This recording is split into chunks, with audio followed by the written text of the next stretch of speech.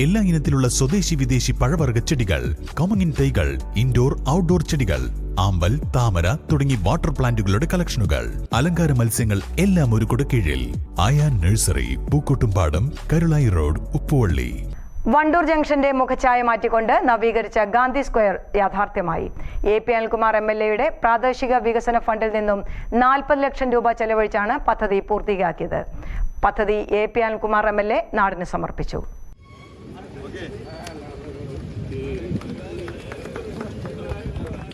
വണ്ടൂരിന്റെ ഹൃദയഭാഗമാണ് ഈ ഒരു പ്രദേശം. നമുക്കറിയാം, ഏത് പൊതുയോഗമായാലും ഏത് സാംസ്കാരിക സംഘടനകളുടെയും രാഷ്ട്രീയ പാർട്ടികളുടെയും ഒക്കെ കൂട്ടായ്മയും സമ്മേളനങ്ങളും ഒക്കെ നടക്കുന്നത് ഇവിടെ ആയിരുന്നു. ഈ ഒരു പ്രദേശം, ഈ ഒരു കുറഞ്ഞ സ്ഥലമാണെങ്കിൽ പോലും ഇവിടെ ഇത്തരത്തിൽ അതിനൊരു മാറ്റം, കൂടുതൽ സൗകര്യങ്ങൾ ഒരുക്കിക്കൊണ്ട് നമ്മളൊരു ഓഡിറ്റോറിയം പോലെ, ഓപ്പൺ ഓഡിറ്റോറിയം പോലെ എല്ലാ സൗകര്യത്തോടും കൂടി ഇരിക്കാനുള്ള ഇരിപ്പിടം ഉൾപ്പെടെ തയ്യാറാക്കിക്കൊണ്ടാണ് ഇവിടെ ഈ ഒരു ഓഡിറ്റോറിയം തയ്യാറാക്കിയത്.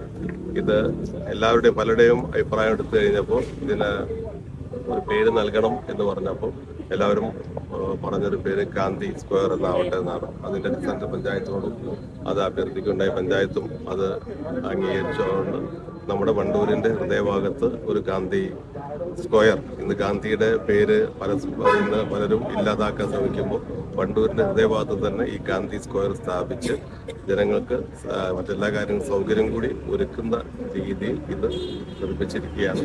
MLA ഫണ്ടിൽ നിന്ന് ഫണ്ട്. കാലങ്ങളായി തകർന്നു കിടന്നിരുന്ന ടാക്സി സ്റ്റാൻഡ് ഇനി മുതൽ അത്യാധുനിക സൗകര്യങ്ങളുള്ള പൊതുയിടമായി മാറും. രാഷ്ട്രീയ പാർട്ടികളുടെ പൊതുയോഗങ്ങൾക്കും മറ്റും വേദിയായിരുന്ന ഇവിടം നവീകരിക്കണമെന്നത് ജനങ്ങളുടെ ദീർഘകാലമായുള്ള ആവശ്യമായിരുന്നു. ഗാന്ധി സ്ക്വയറിൽ വൈകുന്നേരങ്ങളിൽ ആളുകൾക്ക് ഇരിക്കാനുള്ള ഇരിപ്പിടങ്ങൾ, വിശാലമായ സ്റ്റേജ്, ഇന്റർലോക്ക് പതിപ്പിച്ച നടപ്പാതകൾ എന്നിവ ഒരുക്കിയിട്ടുണ്ട്.